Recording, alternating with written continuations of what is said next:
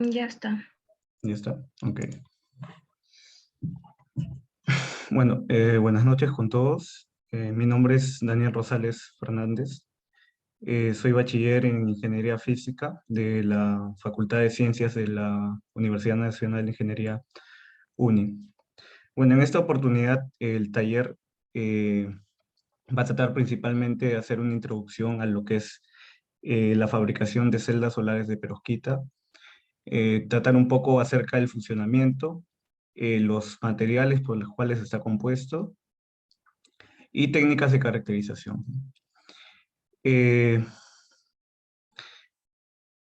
y también vamos a presentar mi trabajo de investigación, que está netamente trabajado en lo que es desarrollo de celdas solares de perovskitas, con algunas modificaciones que, bueno, le voy a comentar. Eh, este trabajo fue llevado a cabo gracias a un financiamiento del Vicerrectorado de Investigación de la UNI, en un trabajo conjunto con el Instituto de Energías Renovables de la Universidad Nacional Autónoma de México, y como parte de un subproyecto del FONDECID, de Círculo de Investigación.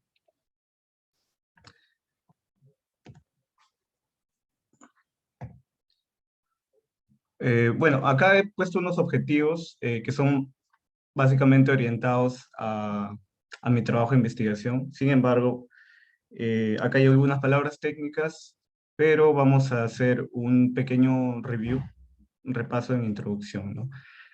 El objetivo general del trabajo fue fabricar celdas solares de perovskita de arquitectura mesoporosa utilizando nanotubos de carbono de pared múltiple, implementados en una capa de eh, transportadora de huecos, como aditivo en el material Spyro-Metat IP3HT, variando las proporciones en peso y posteriormente caracterizando las películas y las celdas.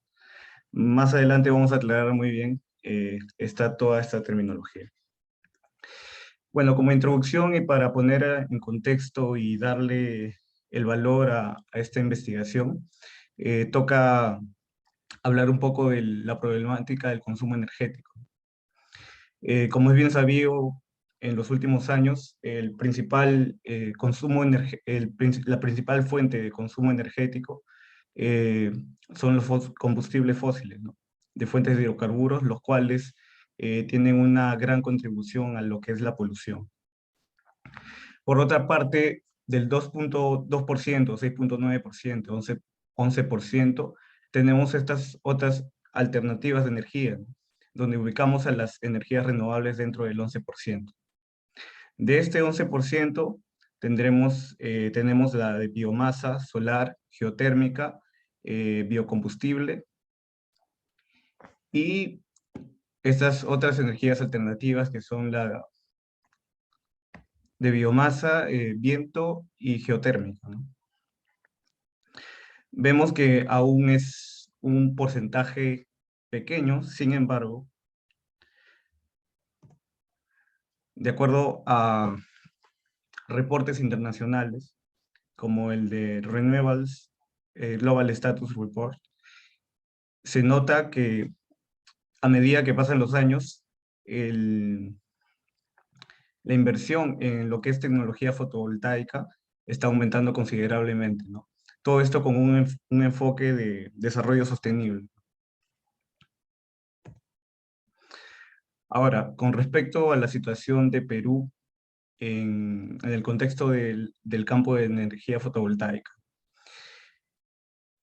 Tenemos aquí el mapa de potencial fotovoltaico del Perú, donde podemos notar una mayor radiancia solar, un mayor potencial en la parte sur, que es justamente la zona de Arequipa, Moquegua, donde se tiene un mayor potencial solar aprovechable, que es justamente en esta zona en la que se tienen las centrales solares ya con paneles fotovoltaicos de una potencia instalada, de la mayor potencia instalada de 144 megawatts de potencia instalada en la central solar Rubí en Moquegua, ¿no?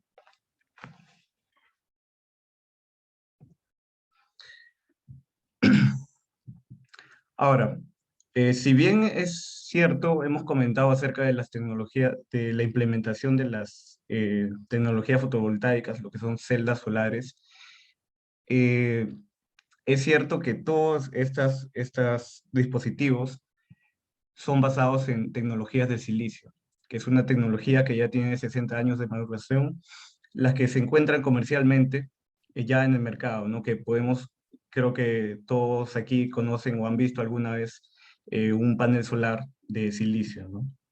Que es el que se vende comercialmente. Sin embargo, en el campo de investigación se pueden encontrar diferentes tipos de tecnología orientados a tecnologías solares, los cuales son de sil- silicio cristalino, silicio de multijuntura, celdas de multijuntura con concentradores solares, que estos son como unos filtros ópticos que ayudan a mejorar la eficiencia.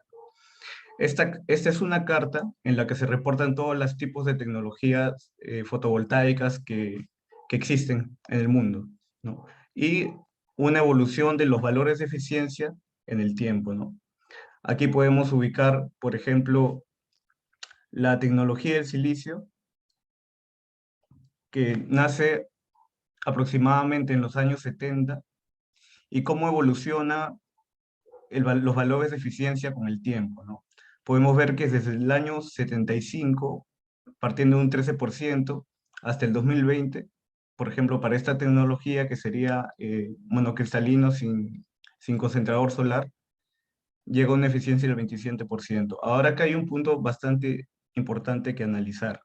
Es la velocidad del crecimiento en la que se hizo este aumento de eficiencia, ¿no? Porque son más de aproximadamente 40 años los que ha tardado para hacer la evolución de eficiencia en el tiempo. Ahora, aquí es donde viene el tema de las celdas solares de perovskita. ¿Por qué estudiar las celdas solares de perovskita? Porque es un boom que últimamente, a medida que pasan los años, están aumentando publicaciones en este tópico. Es por la velocidad en la que se ha logrado mayores niveles de eficiencia en un corto periodo de tiempo, ¿no? Podemos ubicar en el punto amarillo, círculo rojo con centro amarillo, eh, las celdas de perovskita. ¿Qué notamos? Que para el 2011 inicia con un valor de eficiencia de aproximadamente el 14%, y para el 2020 ya tiene una eficiencia máxima de más del 25%, ¿no? 25,5%, y esto lo alcanzó en menos de 10 años. Y eso que realmente los trabajos empezaron en el 2003 con la tecnología de celdas sensibilizadas, que son las que se encuentran aquí. A partir de las celdas sensibilizadas son es que se forman las celdas de perovskita. En consideración se tiene un aumento de eficiencia del 3,3% a un salto del 25,5% en menos de 10 años. Eso es uno de los principales motivos por los cuales se tiene bastante enfoque de investigación en esto.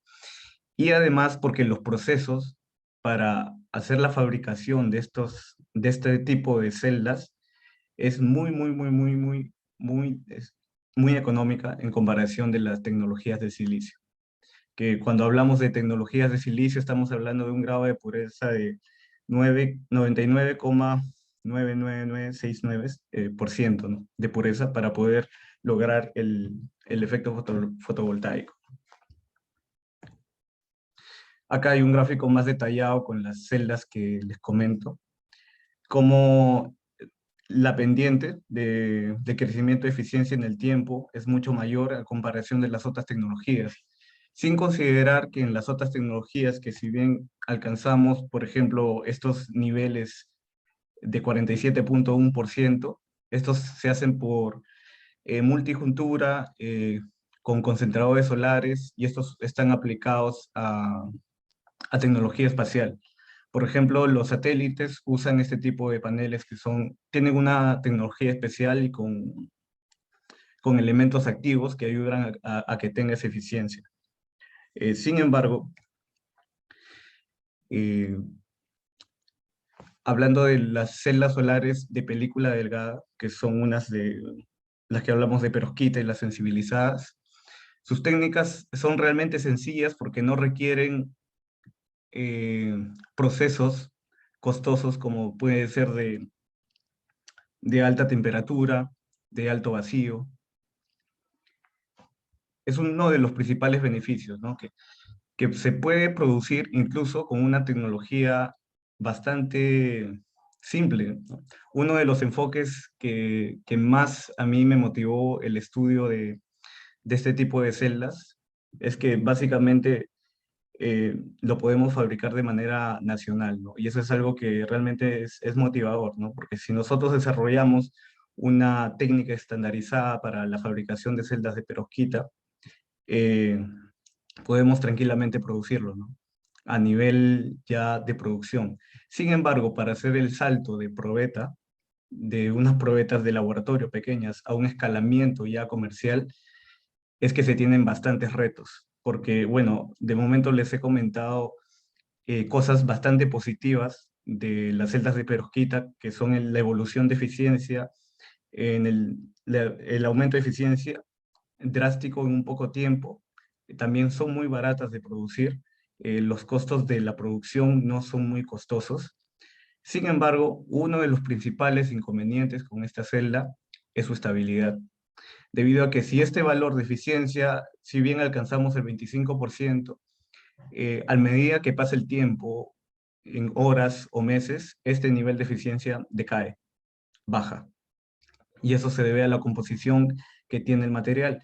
Entonces, una de las principales optimizaciones que se quiere o que se busca y se investiga en el campo de celdas fotovoltaicas es mejorar siempre la estabilidad, ya que estas celdas son bastante susceptibles a las condiciones ambientales, principalmente a lo que es la humedad, que lo vamos a ver a mayor detalle.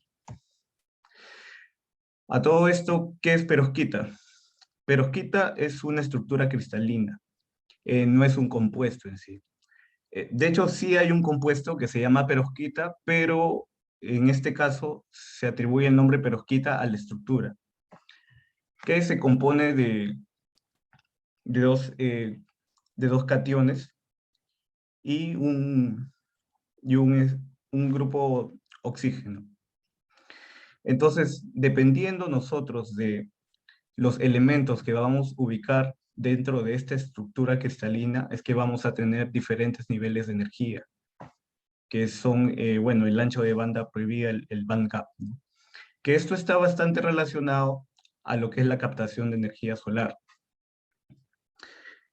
Eh, Acá falta una imagen. Bueno, eh, ¿qué es la propiedad más interesante de la estructura de perovskita? Que nos permite ajustar los niveles de energía dependiendo de la estructura que dependiendo de los elementos que vamos a ubicar en la estructura. Ahora, una pregunta que yo me hacía es cómo hago para, o sea, diseñar eh, la estructura cristalina y colocar cada elemento. Realmente se hace por procesos químicos, que bueno, y es un poco más metido ya.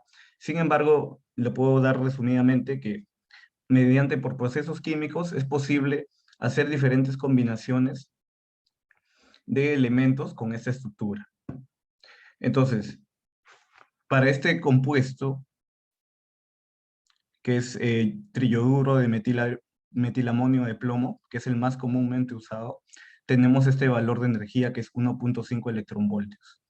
Este 1.5 electronvoltios está asociada a una longitud de onda, que es cercana a los 550 nanómetros, que justamente coincide con el nivel de energía pico del espectro solar.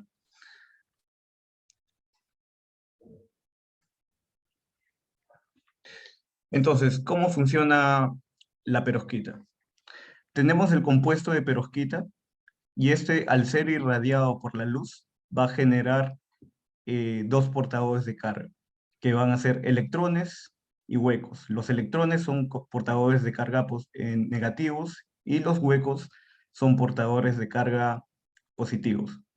Se le llama hueco básicamente porque el electrón, al saltar de un estado, bueno, de la banda de conducción a la banda de valencia, deja un espacio hueco, ¿no?, que simula una carga positiva. Básicamente se genera un flujo de electrones al irradiar la energía del Sol hacia el cristal de perovskita. Entonces, ¿cómo extraemos esos electrones generados del cristal hacia dos electrodos? Bueno, para eso se hace una composición. Podemos ver aquí este material, esta coloración morada es la perovskita. Vamos a ver una anotación.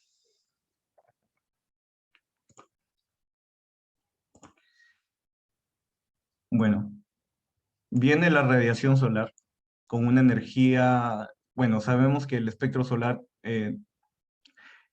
abarca varias longitudes de onda, yendo desde el espectro UV visible e infrarrojo. En el momento en el que la luz solar interactúa con la perovskita, se generan dos portadores de carga. Tenemos el electrón y el hueco. Ahora, este es un vidrio transparente, un vidrio transparente conductor. Este TCO es un material que está compuesto de dióxido de titanio compacto, y luego tenemos una capa de dióxido de titanio mesoporoso. Ahora, ¿qué función tienen estos materiales? Es que van a ayudar al transporte de cargas. Acá tenemos un electrodo, que sería el vidrio conductor. Entonces, al momento de la generación de los portadores de carga, cuando se generen de manera pasiva por la composición de los materiales, este electrón va a migrar hacia la capa de dióxido de titanio mesoporoso.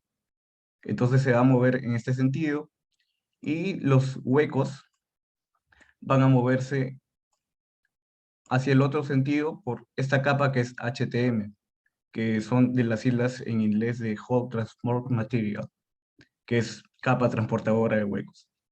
Básicamente, se generan los portadores de carga. Estos materiales van a ayudar a la extracción de los portadores de carga, y así se genera el flujo de corriente eléctrica. Ahora, ¿cómo, cómo es posible que esta capa atraiga los electrones, y cómo es posible que esta capa atraiga eh, a los huecos? Todo se debe a a la composición energética. Acá podemos ver el efecto. Viene la energía del Sol, se generan los portadores de carga, como les comenté. El electrón va a caer hacia el ETL, que es el Electron Transport Layer o Transport Material, y los huecos hacia el estado de los Hall Transport Material. Es por un tema de balance de energías.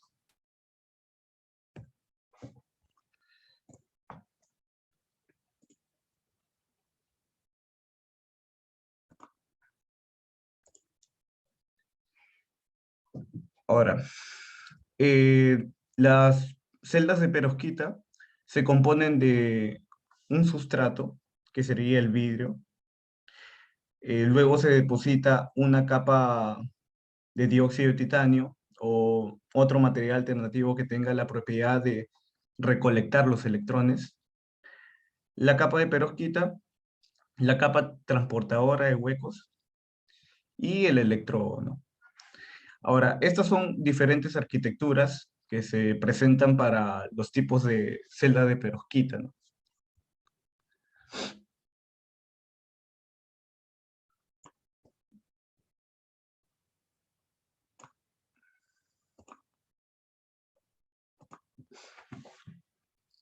Ok, ahora, si se dan cuenta, aquí la diferencia en la composición de la celda de perovskita está en la orientación en la que se colocan los materiales.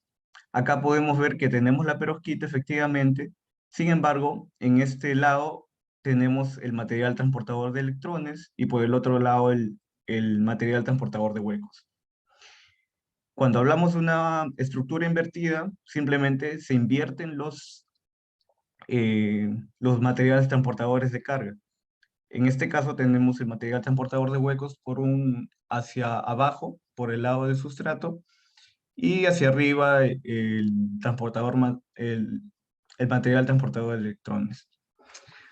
Ahora hablamos de una estructura mesoporosa. ¿Por qué? Porque se tiene un material mesoporoso, que es básicamente, bueno, aluyendo a su nombre, es una estructura mesoporosa en la cual los cristales de perovskita se van a infiltrar dentro de la composición y esto nos va a dar diferentes tipos de eficiencia.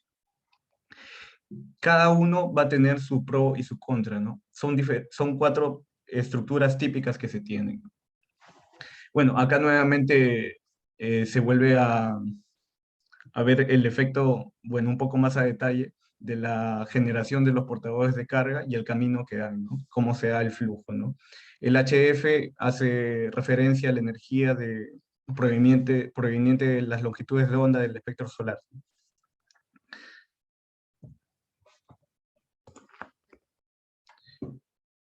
Ahora, como les comenté, uno de los principales materiales que afectan, perdón, uno de los principales factores que afectan el funcionamiento de las celdas de perovskita es la humedad. ¿Por qué? La perovskita no es un material netamente estable. Va a depender de la composición de la que se va a hacer el cristal. Va a tener una actividad química con respecto a los niveles de humedad que va a estar expuesto. Entonces, si nosotros nos podemos a pensar, a analizar, imaginemos que esto es sellado. Si esto es sellado, no tendría una interacción con el ambiente, con la humedad del ambiente. Y justamente ahí fue donde yo tuve una idea que se me ocurrió, fue utilizar un material hidrofóbico en la capa transportadora de huecos. Eh, Básicamente vamos a ver una imagen, creo que podría dibujarlo.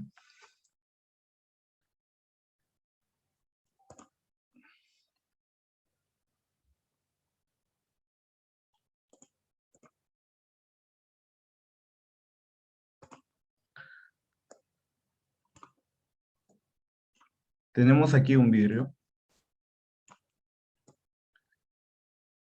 conductor. Es como un pequeño pedazo de vidrio, un cuadrado de vidrio de 2.5 por 2.5 centímetros. Es pequeño. Entonces, en este vidrio conductor se va a depositar el material transportador de electrones, el cual nos va a permitir recolectar los electrones generados por el cristal de perovskita.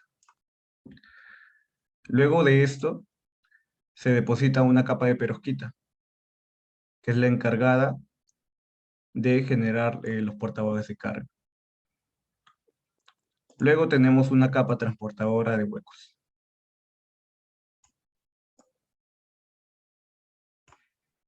Y finalmente, se tiene unos conectores que, bueno, para el trabajo que utilicé son unos conectores de oro. Y por acá vamos a tener el flujo de la corriente eléctrica, ¿no? Como este vidrio es conductor, también conduce la electricidad y está conectado, ¿no? Vamos a darle acá un positivo, acá negativo. Entonces, ahí tenemos ya la composición de la celda. Esta celda es tal cual, así como como la estoy eh, dibujando esquemáticamente. Ahora, entonces, como les comenté,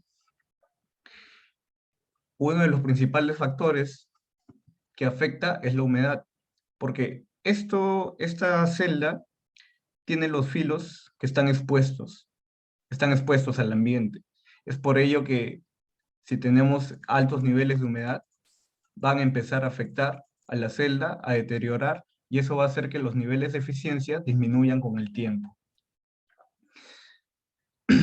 Entonces mi propuesta fue, en primera instancia, utilizar compuestos de carbono. ¿Por qué? Porque usamos carbono conductor en reemplazo del oro, porque una de las cosas que aumenta el costo para este tipo de celdas es utilizar oro, y este proceso con el oro sí era costoso. Entonces yo usé grafito de grado conductor, carbon black, y agregué nanotubos de carbono, ya que tienen sus propiedades de conducción eléctrica son muy altas y también tienen propiedades hidrofóbicas. Entonces, en principio, mi idea fue utilizar los compuestos de carbono en una capa que cubriera toda la celda y haría doble función, porque sería conductor y además protegería de la humedad relativa del ambiente. Entonces, en teoría, estas celdas tendrían una mejor estabilidad en el tiempo. ¿Por qué? Porque al utilizar estos materiales de carbono hidrofóbicos, protegerían la afección de la humedad relativa del ambiente. Entonces, mi propuesta para el trabajo de investigación fue justamente eso, ¿no? Implementar materiales de carbono en las celdas de perovskita para aumentar eh, la estabilidad en el tiempo.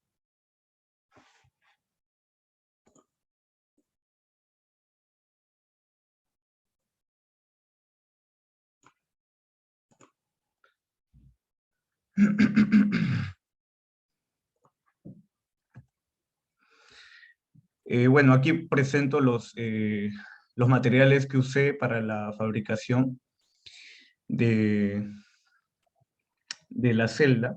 Acá dando principal enfoque a los materiales de carbono. Yo utilicé para este caso nanotubos de carbono. Esta es una micrografía real con una escala de 1 micrómetro. Los nanotubos, esta micrografía fue realizada en el laboratorio de materiales funcionales en la Facultad de Ciencias. Acá podemos ver las estructuras de carbono, que voy a darles un alcance más detallado. Este material, el poli-3-exiltiofeno, que es un material transportador de huecos, es decir, nos va a ayudar con el transporte de las cargas eh, positivas, que serían los huecos. Este material que es fluorobenceno y terbutilpiridina, que simplemente son diluyentes que nos van a ayudar a tener una mejor disolución de los compuestos de carbono en el poli-3-exiltiofeno, que es un HTM. Ahora, todo esto se mezcla en una solución líquida, todos estos compuestos. Se mezclan en una solución líquida y por una técnica llamada spin coating, que es dejar una gota sobre el vidrio que comenté y dejarlo girar, eh, se forma una película. Y esta película es la capa depositada. La verdad, no he puesto a detalle las técnicas de caracterización porque es un trabajo bastante extenso. He tratado de resumirlo al máximo. De todas maneras, si hay alguna cuestionamiento o duda, yo puedo aclarárselas en cuanto sea de mi alcance. Ahora vamos a hablar un poco de los nanotubos de carbono. Los nanotubos de carbono pueden ser de pared múltiple o de pared simple, que es básicamente una estructura compuesta de carbono, donde la pared del cilindro, que es el tubo, en realidad es un tubo, pero es un cilindro en el cual la pared lateral tiene la estructura de grafeno. Ahora, ¿qué es lo interesante de esta estructura? Que dependiendo del ángulo en el cual se va a hacer el enrollado de los nanotubos van a tener diferentes propiedades mecánicas, diferentes propiedades eléctricas. Ahora, para la producción de estos nanotubos de carbono, bueno, yo los compré, sin embargo, existen dos técnicas que son las más comerciales, una de arco descarga y la otra por medio de campos de alta tensión, con dos electrodos de carbono, se forman espontáneamente.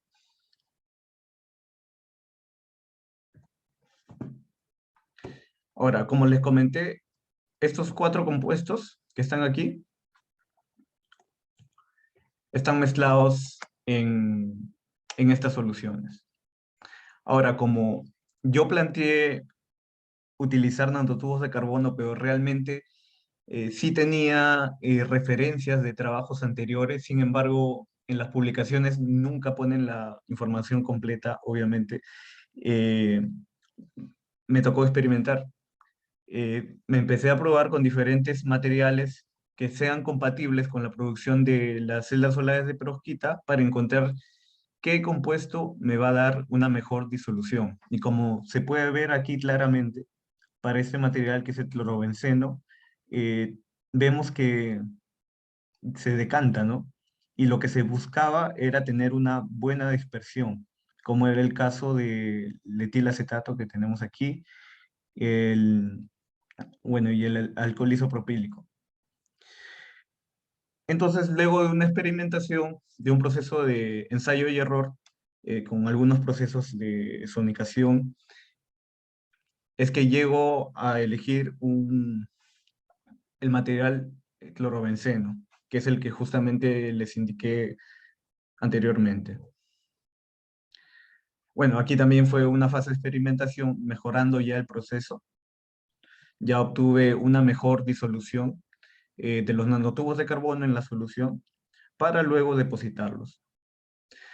Ahora, mediante la técnica de spin coating, que es dejar una gota caer sobre un sustrato, que en este caso sería un vidrio conductor, se deposita la película. Estos fueron los resultados que obtuve para diferentes concentraciones de los nanotubos de carbono en la solución que utilicé.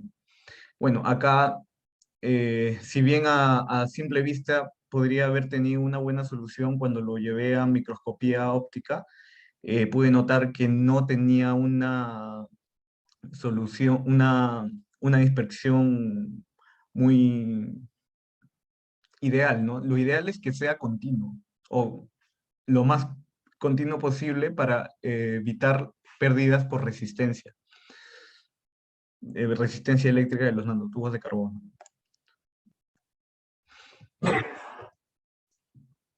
Perdón.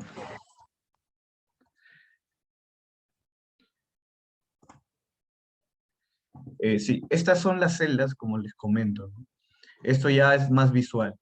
Acá se puede ver directamente cómo el proceso por el cual deposité cada capa, ¿no? Le comenté las capas del transportador de electrones, la perovskita, el transportador de huecos, están integrados ya aquí depositados, en esta parte de aquí. Esta parte transparente que se encuentra aquí es vidrio conductor, pero para evitar que sea depositado, se coloca una cinta especial, y luego de hacer todos los depósitos, lo sacamos. ¿Por qué? Porque este lado de aquí va a ser un electrodo, es parte de la celda, por aquí pasa electricidad.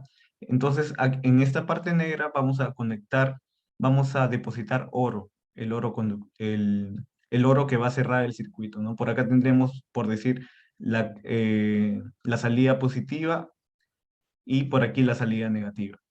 Acá todavía no he depositado el oro, sin embargo, acá es donde hacemos el depósito de oro, y aquí, si no me equivoco, es la técnica spin coating que les comenté, ¿no?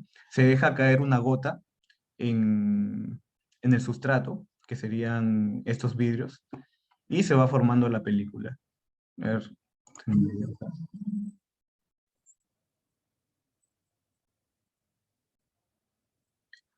entrar un poco. Aquí con una pipeta, con una micropipeta, dejamos caer una gota en el sustrato. Esta pieza que está aquí se encuentra dentro del spin coater. Entonces, dejamos caer la gota y esto va a empezar a girar. Y al girar, la gota se va a esparcir por toda la superficie del sustrato. Luego se deja pasar un tiempo, se lleva un tratamiento térmico por unos minutos y se tiene finalmente la película depositada. Ahora, para este ensayo para este depósito que estoy grabando, estaba utilizando otro material, un material especial que se tiene que hacer a unos niveles de humedad de 11% para el depósito, únicamente para el depósito. Por eso estoy usando una cámara especial y unos guantes, bueno, que me protegen de la atmósfera aquí, ya que por dentro también se tiene nitrógeno, ¿no? Para hacer una atmósfera inerte.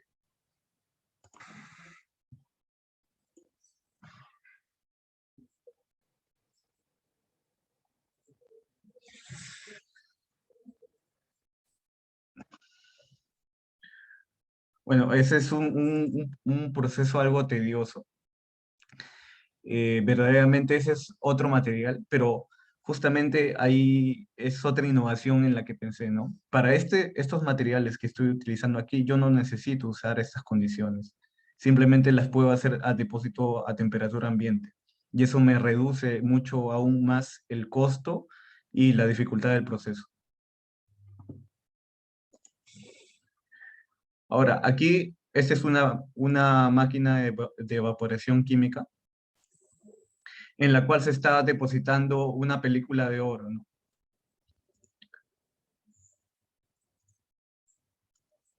Perdón, perdón. Ya, aquí se introducen estas piezas, estos sustratos, se colocan de manera invertida y acá tienen una especie de mascarilla metálica. Por abajo se tiene un crisol con oro. En esta cámara se lleva a alto vacío y a altas diferencias de potencial, similar un poco a la técnica de sputtering. Entonces, aquí se deposita el oro eh, mediante unos sensores que tiene este equipo, se controla para que el espesor esté en 60 nanómetros. Una vez se hace el depósito del oro, ya finalmente se termina con la producción de la celda, ¿no?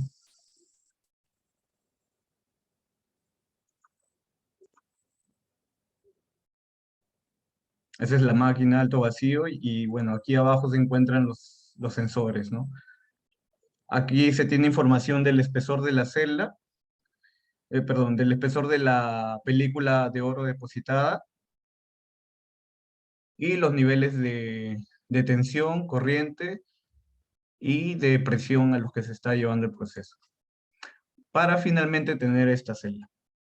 Y ya queda, como les comenté, ¿no? Estos son los contactos. Entonces, esta celda está boca abajo, ¿no? Para que se tenga una recepción de energía por parte del sol, la ponemos boca arriba y se colocan cables aquí y se hacen mediciones y ya se puede medir la eficiencia, que es justamente lo que costó lo que llevó a cabo todo mi trabajo, ¿no? Hacer pruebas de diferentes celdas para diferentes concentraciones. Este es un trabajo netamente experimental. Sin embargo, así sea experimental, hay que conocer bastante la teoría que está involucrada, porque eso nos permite tener una mayor visión y un mejor background para tener mejores ideas, ¿no? Como en este caso que yo tuve la idea de utilizar los compuestos de carbono, ¿no?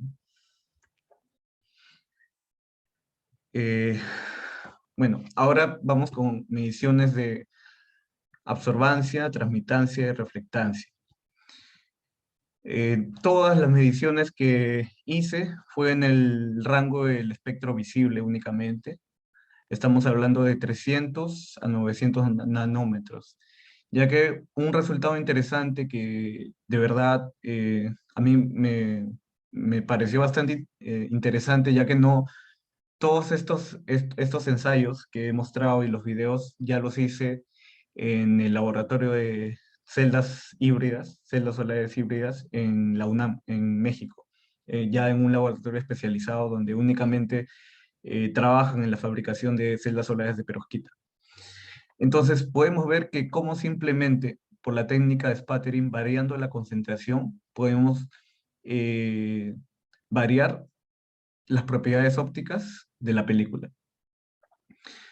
Para una concentración de 15 miligramos por mililitro de P3HT con CNT, que serían los nanotubos de carbono, se tiene estos niveles de absorbancia en el siguiente rango.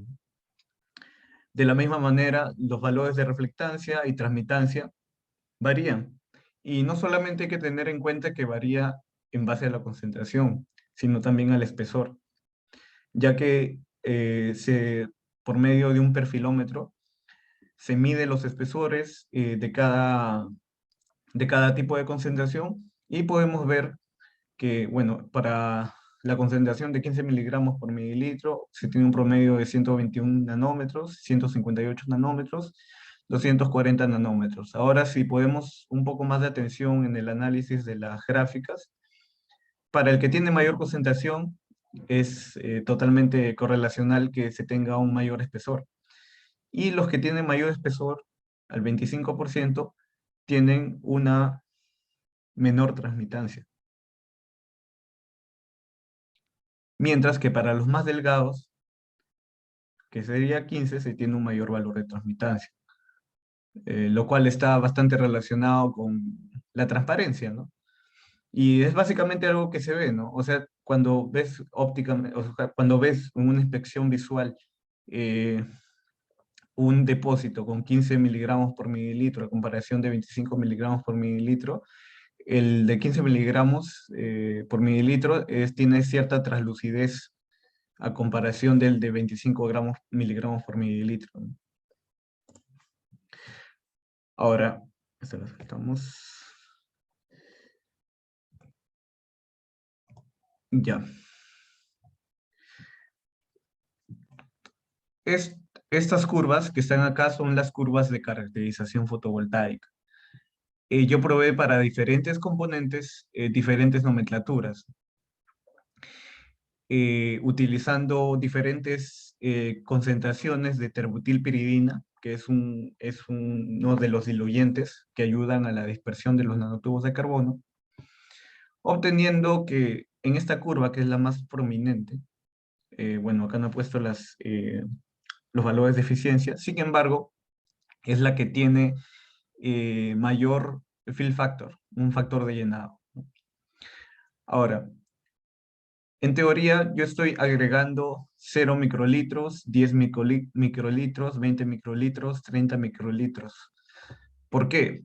Porque en teoría, a medida que yo aumentaba los valores de microlitros, yo mejoraba la dispersión. Y al mejorar la dispersión, eso hacía que la eficiencia de mi celda sea mejor, en teoría. Sin embargo, pude descubrir que yo al aumentar demasiado, mi eficiencia realmente cae, como lo pueden ver aquí. Y eso se debe a que los nanotubos de carbono dispersos en el P3HT se aglomeraban. Y eso puede que haya generado pérdidas resistivas y por tanto una pérdida, niveles inferiores de eficiencia. Pero me concentré en la curva negra, que curiosamente era la que no estaba agregando el supuesto aditivo que me ayudaba, realmente no me estaba ayudando. Y entonces dejé de usar este aditivo y empecé a trabajar sin este aditivo, obteniendo mejores resultados. Acá sí ya tengo valores de eficiencia. Eh, Otro punto es que los nanotubos de carbono que utilicé eran funcionalizados con radicales OH y COH, ¿Por qué? Porque estos me ayudaban a tener una mejor dispersión y por tanto mejores valores de eficiencia. Eh, Acá uno en las curvas de los nanotubos siempre tuvo un comportamiento que, bueno, al final nunca, o sea, es darse más tiempo, ¿no? Investigar esta curva característica que tiene para los nanotubos que tienen este radical. Es un comportamiento, bueno, es interesante, ¿no? Investigar qué efecto tendría aquí el utilizar el radical COH. Ahora, con respecto a una comparativa, porque si yo bien usé nanotubos de carbono, que ese era el principal atractivo, yo necesitaba hacer una comparación directa, es decir, una prueba con nanotubos y una prueba sin nanotubos. Entonces, acá tenemos una comparación directa, que es la curva negra no tiene nanotubos, mientras la curva roja sí tiene nanotubos. Vemos que hay una mejora en la eficiencia, pero es una mejora mínima. Vemos que los valores de eficiencia están bastante cercanos, o sea, 7.6% y 7.1%. Podemos ver que no, podría decirse que no hay una optimización como tal. Sin embargo, a estas celdas siempre hay que medirlas en el tiempo. Después de una semana, después de 2 semanas, después de 3 semanas, vemos que la evolución de la eficiencia, lo típico es que disminuye. De igual manera, acá tengo otra comparativa en la que se tiene una concentración de nanotubos de carbono, la curva roja tiene nanotubos de carbono, mientras la curva negra no tiene nanotubos de carbono. Nuevamente se repite que hay una optimización muy pequeña, muy mínima. Ahora, la sorpresa me llevé cuando hice las, los ensayos de estabilidad, ya que medí. Después de una semana volví a medir las celdas y bueno, me di con la sorpresa que las celdas con las que trabajé nanotubos de carbono de una eficiencia del 7% saltaron una eficiencia del 11.37%, mientras que las celdas sin nanotubos se mantenían con valores de 7.3, 7.4% de eficiencia. Y fue realmente algo realmente que yo no me lo esperaba, ¿no? Y fue realmente bueno, ¿no? Porque estamos hablando de un aumento de 4 puntos porcentuales de eficiencia. Aquí nuevamente ya la evolución es drástica, ¿no? Luego de 4 semanas.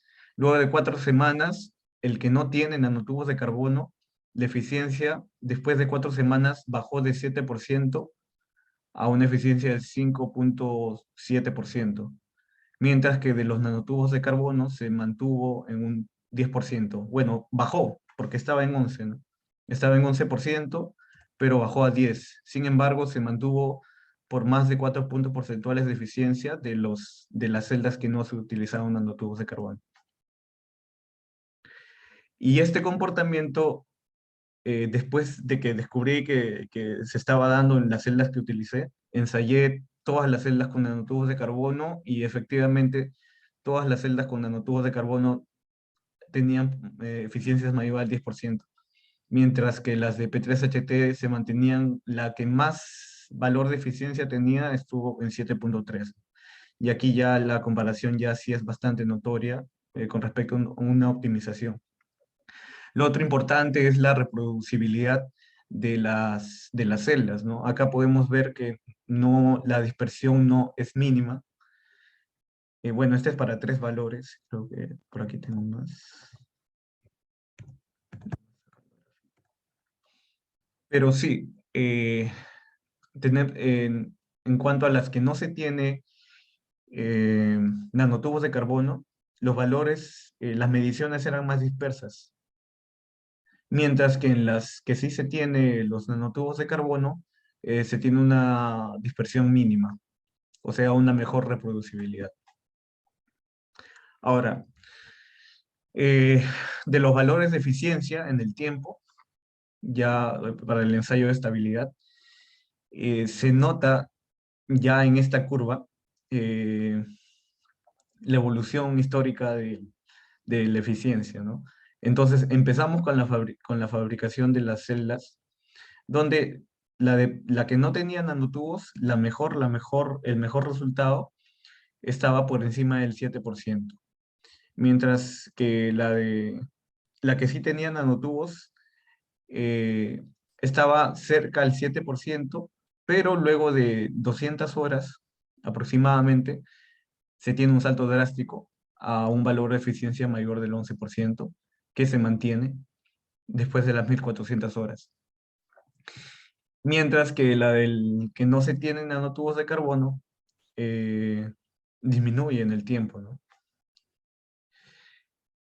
Bueno, las conclusiones del trabajo se evaluó la eficiencia energética de las celdas solares de perovskita con el uso de nanotubos de carbono para la capa transportadora de huecos en un polímero semiconductor, que es el P3HT, que es el HTM, son polímeros semiconductores.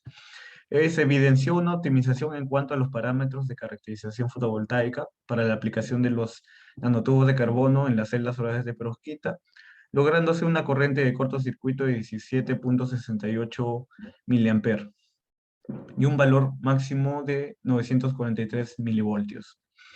Eh, Se llevó a cabo el monitoreo de las celdas, demostrándose un aumento de la eficiencia significativo en las celdas de perovskita con nanotubos de carbono frente a las celdas de perovskita sin nanotubos de carbono, lográndose una eficiencia máxima del 11,37%, superando en 4 puntos de eficiencia con respecto a las celdas sin nanotubos. Además, también cabe resaltar que este valor de eficiencia se mantuvo por encima del 90% luego de haber pasado las 1400 horas de su fabricación. Nuevamente doy agradecimientos al vicerrector de investigación UNI, al Instituto de Energías Renovables del UNAM y al Fondesit. Un comentario adicional que quiero comentar es ahora cuál es, aterrizando, ¿no? Porque estamos hablando de estas celdas a nivel de laboratorio, a nivel de celdas, a nivel de celdas experimentales. Eh, Ahora último, porque bueno, este trabajo ya lo hice ya hace un año, y ahora por temas de trabajo no he estado tan al tanto, pero de la última publicación que revisé, que los que más tienen publicaciones en este tópico son los chinos, que de verdad publican bastante. De hecho, el primer trabajo es de un chino en esta celda. Sí, ya se están realizando eh, en large area, que sería en área grande, ¿no? Que básicamente lo que hacen es juntar estas celdas en, en circuitos, ¿no? En circuitos en serie y en paralelo para aumentar los valores de voltaje, ¿no? Porque si ponemos en contexto, por lo menos estas celdas que llegué a fabricar, las celdas comerciales que se utilizan de repente para estos cargadores comerciales, estos cargadores de celular que vienen con batería, esas trabajan con silicio amorfo. El silicio, las celdas solares de silicio amorfo están entre una eficiencia del 10%, 9%, ¿no? Y vemos que tranquilamente estaría compitiendo eh, con esos valores de eficiencia. Aquí el principal limitante sigue siendo la estabilidad. Hay que encontrar materiales que ayuden a que la degradación de los cristales de perovskita sea mínima y se mantenga estable en el tiempo. Lo otro, un punto importante, es que el material común que se usa, porque como mencioné, hay varios tipos de combinaciones de perovskita que experimentan. El que yo usé es triioduro de metilamonio de plomo. Y justamente el plomo es un material en cierto grado tóxico. Sin embargo, aquí se usa en proporciones ínfimas, ¿no? Sin embargo, es un punto que se debe resaltar. Entonces, realmente no sé cómo esté el estado, porque ya el estado de arte con respecto a las celdas de Perovskita está un poco alejado. Sin embargo, es un tema realmente sumamente interesante y que te enseña varios procesos. Uno es los procesos térmicos, porque para hacer el depósito de estas celdas se tienen que hacer ciclos térmicos. Aprendes mucho. También las técnicas de spin coating. Aprendes de la solubilidad, la dilución. Están involucrados muchos parámetros y variar varios parámetros es muy complicado. Por eso en este trabajo únicamente me centré en la adición de los nanotubos de carbono y variar, ¿no? Porque yo tranquilamente puedo trabajar variando espesores, porque como comenté, bueno, saliéndome un poco de la presentación,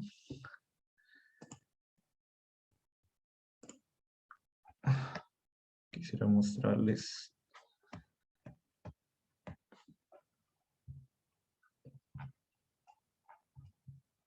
cómo es la composición de la celda.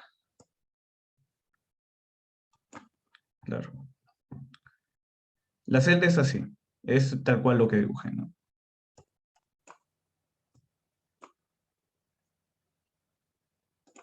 La celda que se vio en foto es esta exacta.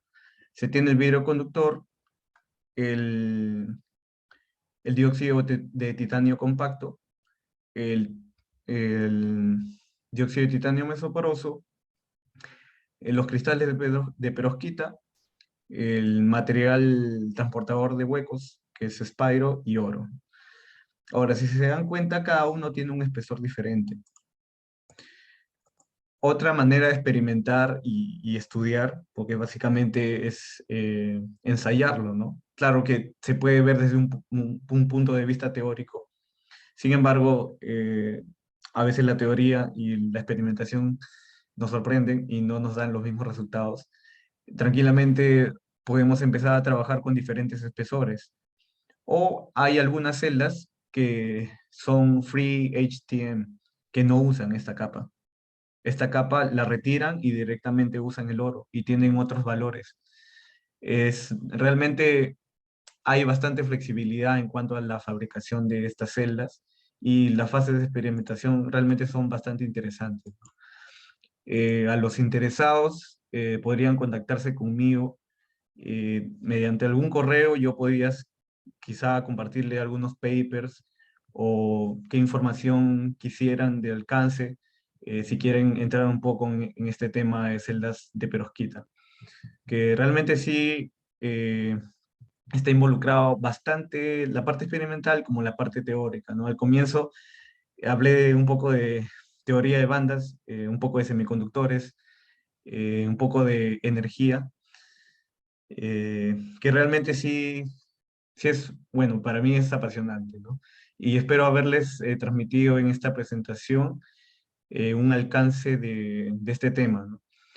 Si hay alguna duda, realmente yo puedo explicarles dentro de lo que está a mi alcance y bueno, si la hora no me gana, porque ya son 9:08, bueno, eso sería todo. Muchas gracias. Si alguien tiene alguna pregunta, creo que Cintia, tú vas a moderar.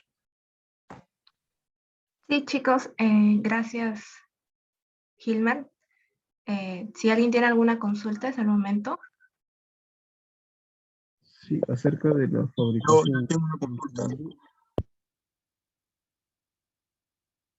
Claro, dime, te escucho.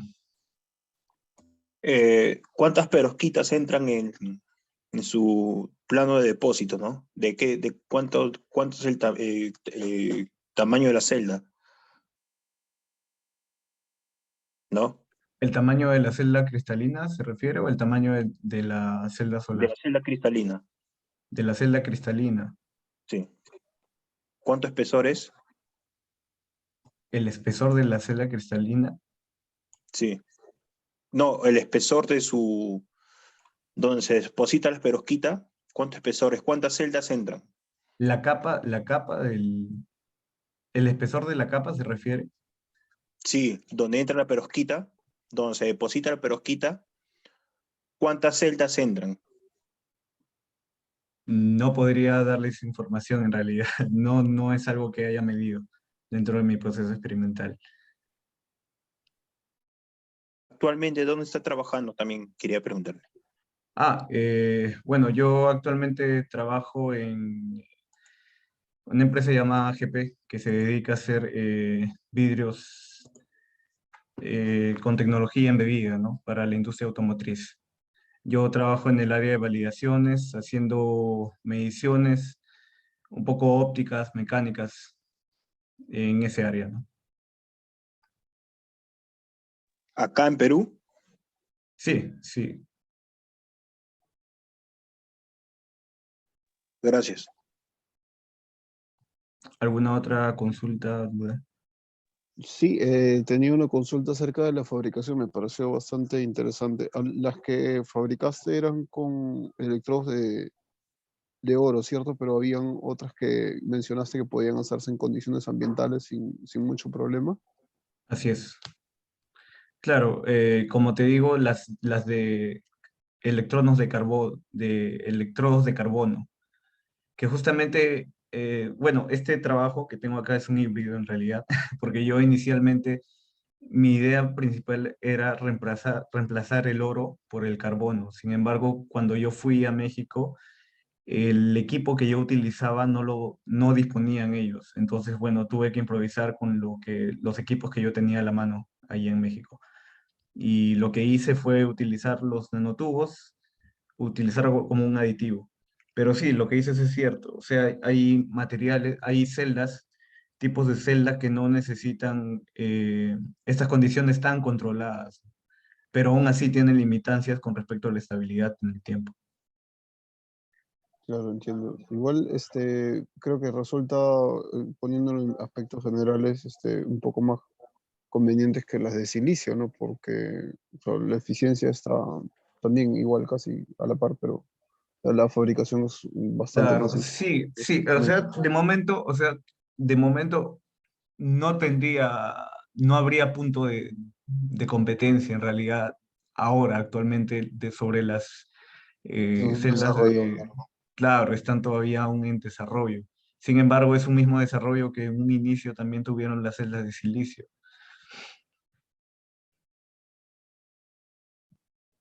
Sí. Sí, gracias.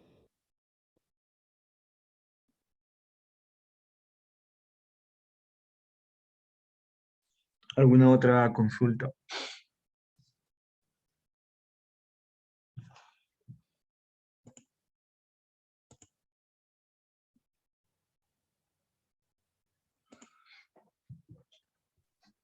Muchachos, ¿tendrán una consulta más para Gilmer?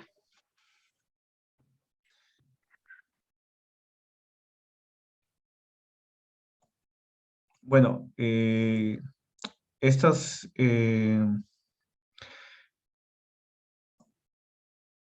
este tema de investigación se trabaja en la UNI también, en el Laboratorio de Materiales Funcionales y Energías Renovables, ¿no? Que actualmente, bueno, yo era miembro, sigo siendo miembro del grupo, solo que ya no estoy activo. Bueno, esta es una actividad activa realmente después de mucho tiempo. Lo lidera la profesora Mónica. Eh, si alguien quizá esté interesado en este tema, está libre de tener mi contacto y cualquier comunicación es bienvenida, ¿no? Bueno, si no hay más preguntas, creo que podríamos dar ya por finalizada la presentación, Cintia. Ok, gracias Gilmer, gracias por Gracias. su participación. Gracias, Daniel. Muchas gracias a todos también por su atención y su tiempo. Gracias.